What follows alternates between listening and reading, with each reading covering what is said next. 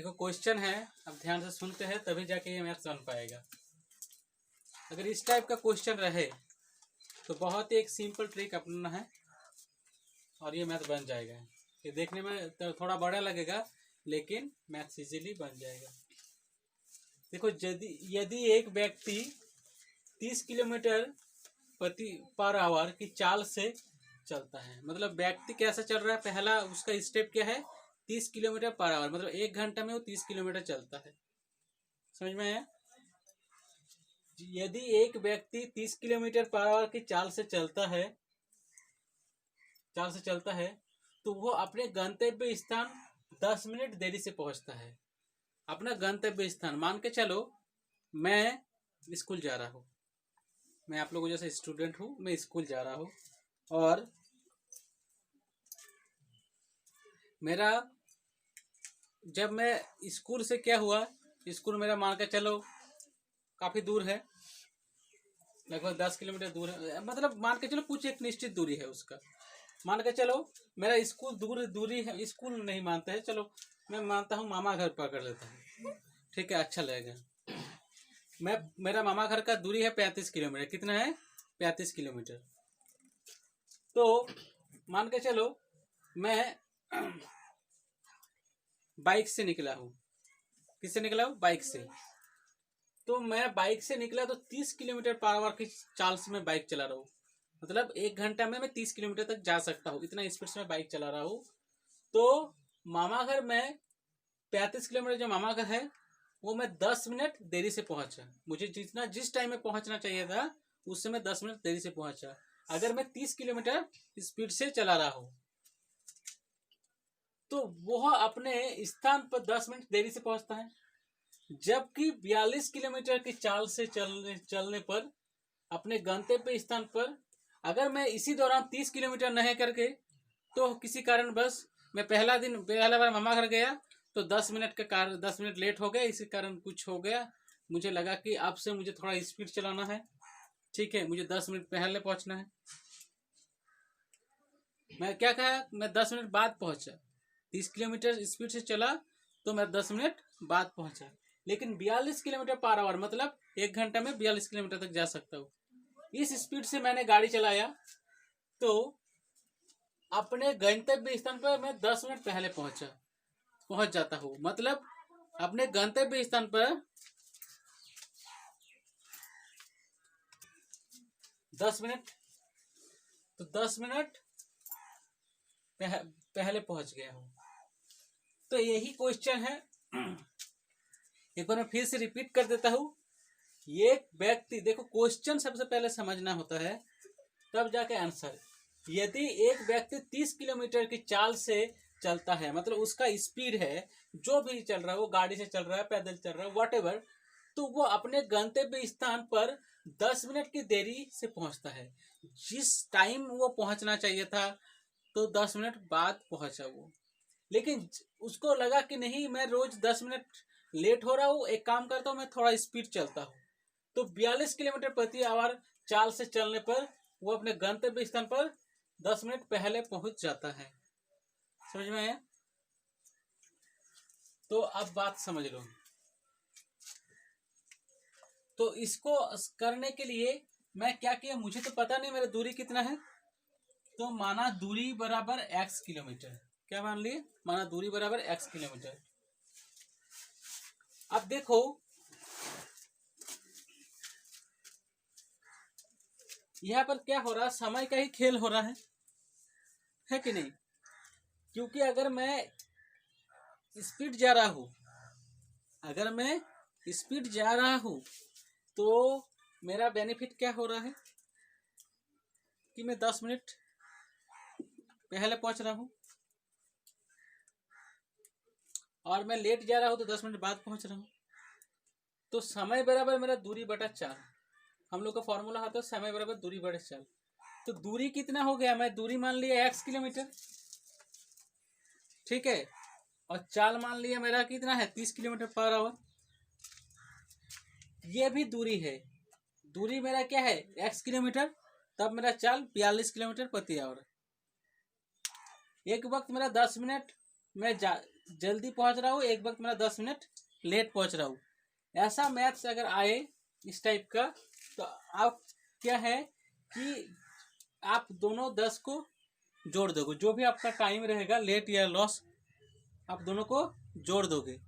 और नीचे क्या करोगे, नीचे 60 इसलिए कर देना क्योंकि एक्चुअली ये हम लोग किलोमीटर पर आवर से चल रहे थे, तो किलोमीटर पर आवर के कारण ये पर आवर है, किलोमीटर पर आवर।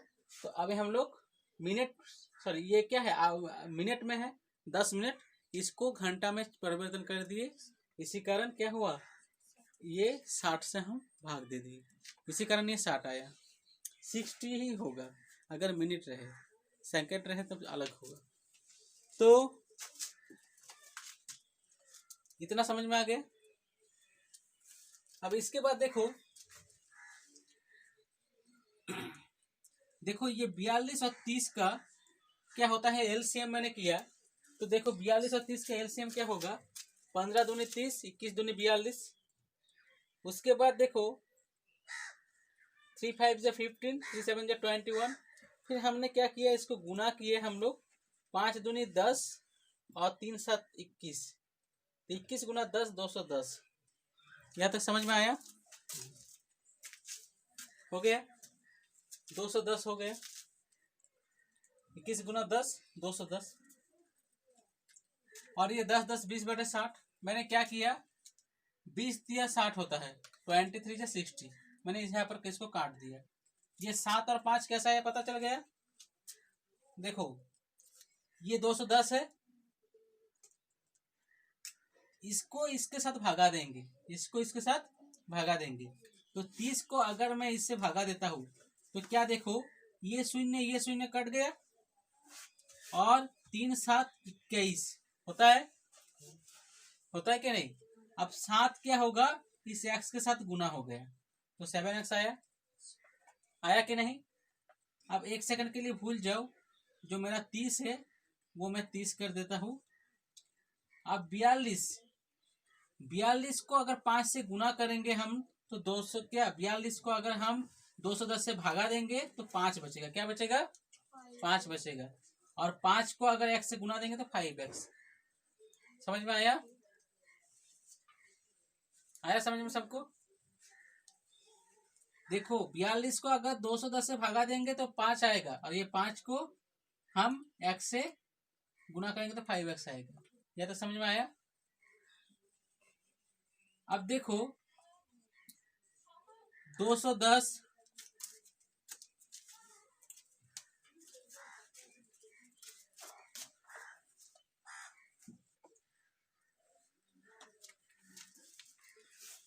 यहां तक 210 आ गया। अब 7x से 5x चला गया तो 2x बचा, नीचे 210। अब 1/3 हम लोग अगर इक्वल है तो नीचे नीचे काट सकता है, तो 3 7 21, 0 यह चिपक गया, तो 370 जा 210। अब क्या हुआ, ध्यान से देखो, ये 70 क्या होगा, इसके साथ गुना हो गया एक के साथ, तो 71 जा 70, और इधर कुछ बचा है, कुछ नहीं है, तो 2x का 2x ही रह गया, तो 2x इक्वल टू 70। हम लोग अगर इक्वल रहे तो ऊपर ऊपर कटता है, तो 35 दूनी 70, तो x इक्वल टू 35। 35 क्या है, दूरी है, तो दूरी हम लोग का क्या किलोमीटर में निकलेगा, क्योंकि किलोमीटर पर आवर है।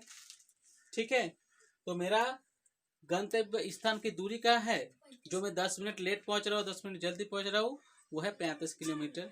ठीक है, ठीक है। इसका और एक इजी प्रोसीजर होता है, वो हम आपको कोशिश करेंगे बढ़िया से समझाने का दूसरे टाइम।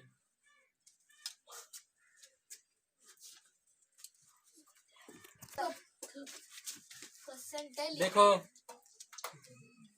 तो हम लोग का क्वेश्चन जो है 5045 ग्राम का बराबर है, तो इससे हम देखो किलोग्राम और ग्राम में अगर परिवर्तन करना चाहेंगे, please don't write and keep concentrated what I write down about this. तो देखो इसको हम लोग क्या करेंगे, इसको समझने के लिए सबसे पहले एक चीज समझना होगा कि हम लोग लिखेंगे 1000 ग्राम जी मतलब ग्राम बराबर 1 किलोग्राम होता है। और एक चीज हमेशा समझना कि ग्राम किलोग्राम हम लोग वेट के लिए इस्तेमाल करते हैं। कोई भी वस्तु, ऐसे चीनी खरीदना है तो बोलेंगे 1 लीटर चीनी दीजिए, नहीं देंगे। या हम अगर कोई भी चीज जैसे आलू खरीदना है तो हम लोग किलो में ही लेंगे। तो जो वस्तु होता है उसमें हम लोग क्या करते हैं, इसको वेट लेते हैं, ठीक है, वेट में मापते हैं। तो ये वजन को एक प्रकार से देख रहे हो। अब देखो इसको हम लोग लिख सकते हैं, ध्यान से देखना, 1000 गुना 1 ग्राम बराबर 1000 ग्राम होता है कि नहीं होता है? होता है। तो 1000 गुना 1 ग्राम मतलब 1000 ग्राम बराबर 1 किलोग्राम। अब मैं लिख सकता हूँ 1 ग्राम इक्वल टू, देखो ये इसके साथ गुना है, पेंसिल छोड़ो, इसके साथ क्या है, ये गुना है, उधर चला जाएगा तो ये भागा हो गया, ठीक है। ये गुना है, उधर चला गया, ये भागा हो गया, मतलब नीचे 1 के बटे आ जाएगा। और ये जो केजी है, केजी का केजी ही रह गया। तो 1 ग्राम बराबर हम लिखे 1 बटे 1000 केजी, लिख सकते हैं। उसी प्रकार हम लोग, अब देखो इसको हम लोग लिखेंगे 5045 ग्राम है, इसको हम लोग लिख सकते हैं। देखो 5 के बाद 3 संख्या है तो 3 को 0 लगा दो, मतलब 5000। और ये हम लोग लिख सकते हैं इसको 45। देखो अब इसको पूरा पूरी एक काम करते हैं, ग्राम लिख देते हैं। अब देखो इसको अगर जोड़ेंगे 5000 और इधर प्लस 45, तो 5 का 5, 4 का 4, 0 का 0, 5 का 5, तो 5045 आया, मतलब यही चीज आया। तो इसको हम इस तरह से लिख सकते हैं कि नहीं, हाँ या ना, लिख सकते हैं।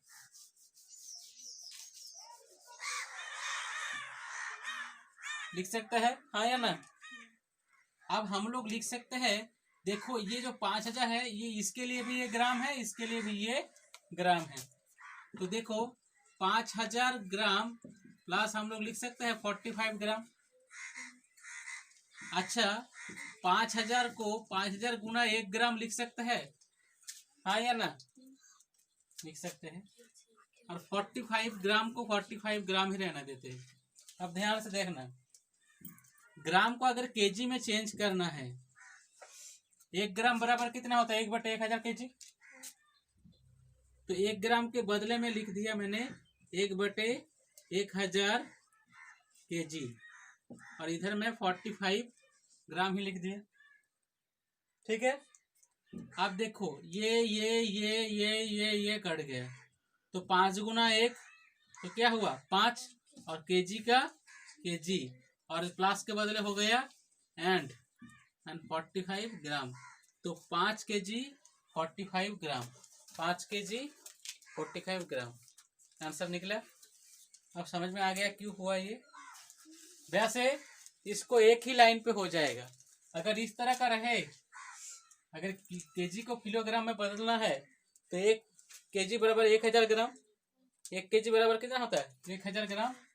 तो देखो 5045 अगर रहे, 1 केजी बराबर 1000 ग्राम अगर ऐसा रहे, तो एक सच मानना कि ये हो जाएगा, अगर 4 को संख्या रहे, 4 को रहे इस प्रकार का, तो इधर से बांट 1 2 3, 1000 में 3 संख्या होता है, तो ये वाला हो जाएगा ग्राम और ये वाला हो जाएगा केजी। तो 5 केजी 45 ग्राम, क्योंकि आगे का 0 का तो कुछ वैल्यू नहीं है। सिंपल मान के चलो, यहाँ पे 6 7 8 5 रहे, तो इसको अगर ग्राम, इसको केजी में कन्वर्ट करना है तो एक दाग दे दो इधर से, 1 2 3 संख्या हो गया, तो ये हो गया आपका 6 केजी 785 ग्राम। समझ में आ गया। इसको मुंह में बोल सकते हो, लेकिन इसको क्यों हुआ, व्हाई इट इज हेयर, तो मैंने पूरा डिटेल से हमको समझाया किस तरह से ये होता है। समझ में आ गया। ओके।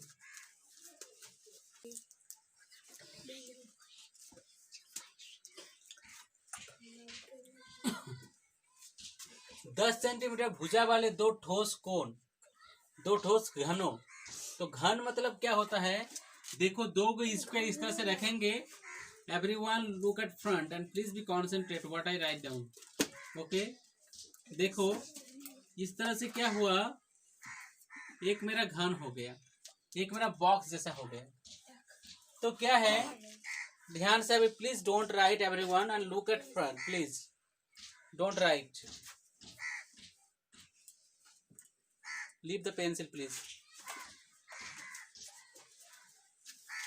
ओके, तो 10 सेंटीमीटर भुजा वाले दो ठोस घन, ओके 10 सेंटीमीटर भुजा वाले दो ठोस घनों को साथ साथ रखने पर, तो इस तरह का ठोस घन मैं और एक रख दूं, समझ में आया?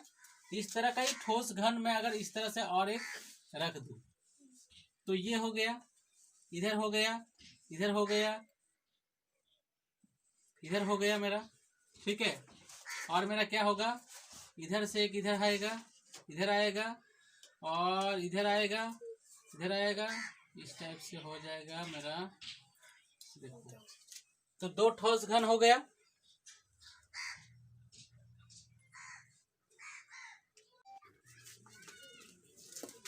दस सेंटीमीटर भुजा वाले दो ठोस घनों को साथ साथ रखने पर प्राप्त घनाभ। तो देखो घन क्या कहते हैं, ठीक है। तो हम लोग क्या करेंगे, ध्यान से देखना, इधर एक घन है, इधर एक घन है। तो क्या घन किसे कहते हैं, घन मतलब क्या होता है, घन में क्या होता है, सभी भुजाएं बराबर होती है, सभी भुजाएं क्या होती है, बराबर होती है। तो देखो घन में क्या होता है, लंबाई होता है, चौड़ाई होता है, ऊंचाई। तो किसको लंबाई कहेंगे, इसको लंबाई कहेंगे। तो इसको हम लोग एल से डिनोट करते हैं, इसको चौड़ाई को हम लोग बी से करते हैं, और ये ऊंचाई, ऊंचाई को हम लोग एच से डिनोट करते हैं। समझ में आया? तो घन किसे कहते हैं, घन को 3 डायमेंशनल शेप कहते हैं। 3 डायमेंशनल शेप क्या है, 2 डायमेंशनल शेप क्या है, समझ लो। जैसे मान के चलो ये एक घन है, ये स्क्वायर है, ये क्या एक स्क्वायर है, या ये एक आयत है। तो इसमें क्या है, लंबाई है और क्या है, ये लंबाई है और ये चौड़ाई है, एल है, बी है। क्या इसमें हाइट है, क्या इसमें हाइट है, नहीं है। लेकिन देखो इसमें लंबाई, चौड़ाई, हाइट है। तो यह 3 गो आयाम है, इधर सिर्फ लंबाई चौड़ाई 2 गो आयाम है। तो आयाम को हम लोग डायमेंशन कहते हैं। तो इसीलिए इसको 2 डायमेंशन, और इसको भी 2 डायमेंशन, और इसको 3 डायमेंशन। इसको हम लोग प्लेन फिगर कहते हैं, और इसको हम लोग 3 डायमेंशन फिगर कहते हैं। अब देखो क्यों, ध्यान से सुनो। तो घन में क्या होता है, हम देखो एक बार समझाया था आप लोगों को, फिर से मैं समझा रहा हूँ। घन में क्या होता है, तो मुझे बोल रहा है दो ठोस घन को, मान के चलो ये लूडो का गुठी है या लूडो का की है, इसको एक साथ ज्वाइंट कर देंगे तो इस टाइप का हो जाएगा, तब ये घनाभ हो गया। घनाभ में क्या होता है, घनाभ में क्या होता है कि इसका जो है आपका ऊंचाई जो है, देखो इसका लंबाई जो होगा, लंबाई, चौड़ाई, ऊंचाई इसका अलग अलग हो सकता है घनाभ में, लेकिन घन में सब कुछ इक्वल होगा, ठीक है। घन में सब कुछ इक्वल होगा, इसका हर एक भुजा बराबर होगा। लेकिन घनाभ में ऐसा नहीं है, उसका लंबाई अलग हो सकता है, चौड़ाई अलग हो सकता है, ऊंचाई भी अलग हो सकता है, लेकिन एक जैसा मैक्सिमम नहीं होता है। लेकिन यहाँ पर देखो एक चीज, यहाँ पर देखो इसका तो हर एक चीज इक्वल है, इन दोनों को सटा दिए तो इस टाइप का घनाभ हो गया। दो ठोस घन को सटा दिए तो इसका ऊपर वाला हाइट कितना है, ये जो है ये भी 10 सेंटीमीटर है, ये भी 10 सेंटीमीटर है। दोनों को ज्वाइंट कर दिए तो दोनों चौड़ा हो गया, 20 सेंटीमीटर हो गया। समझ में आया? इस दोनों को इस तरह से कर दिए तो ये 20 सेंटीमीटर हो गया, ठीक है। ये इसका नया रूप है। अब क्या है, इसका तो लंबाई तब बढ़ गया, ये अभी 10 सेंटीमीटर इसका, हाँ इसका लंबाई तो बढ़ गया, लेकिन क्या इसका ऊंचाई बढ़ा, नहीं बढ़ा, क्योंकि देखो ये भी 10 है तो ये 10 ही रह गया। समझ में आया? ध्यान से समझो, ये दोनों को सटा दिए 20 हो गया, लेकिन क्या इसका ऊंचाई बढ़ा, नहीं बढ़ा। क्या इसका चौड़ाई बढ़ा, नहीं बढ़ा। तो इसका हमारा हम लोग का जो चौड़ाई है और जो ऊंचाई वो 10-10 है, लेकिन इसका आपका इसका आपका जो लंबाई है ये 20 सेंटीमीटर हो गया। ये तो समझ में आ गया। अब ध्यान से समझना, अब ध्यान से देखो, तो दो भुजा वाले दो 10 सेंटीमीटर भुजा वाले दो ठोस घनों को साथ साथ रखने पर प्राप्त घनाभ का आयतन। तो घनाभ का आयतन क्या होता है, ध्यान से समझना। घनाभ का आयतन क्या होगा, फॉर्मूला तो क्या होता है, लंबाई गुना चौड़ाई गुना ऊंचाई। तो देखो मेरा लंबाई एल क्या है 20 सेंटीमीटर है, चौड़ाई क्या है 10 सेंटीमीटर है, ऊंचाई क्या है 10 सेंटीमीटर। ध्यान से देखो, लंबाई चौड़ाई ऊंचाई, ठीक है। तो देखो ये एक है, ये एक है, 2 एकम 2, 2 एकम 2 ही होगा, है कि नहीं। अब देखो ये 2 हो गया, 1 0 2 0 3 को 0, अब चिपका दो तीनों को, और 3 को सेंटीमीटर, तो सेंटीमीटर के पावर में 3, मतलब ये सेंटीमीटर हम लोग क्यू कहते हैं। सेंटीमीटर का एक्सपोनेंट क्या हो गया 3 हो गया, क्योंकि यहाँ पे 3 सेंटीमीटर है। तो मेरा हो गया आंसर 2000 सेंटीमीटर क्यू। तो घनाभ का आयतन 2000 सेंटीमीटर क्यू। समझ में आया? कोई क्वेश्चन?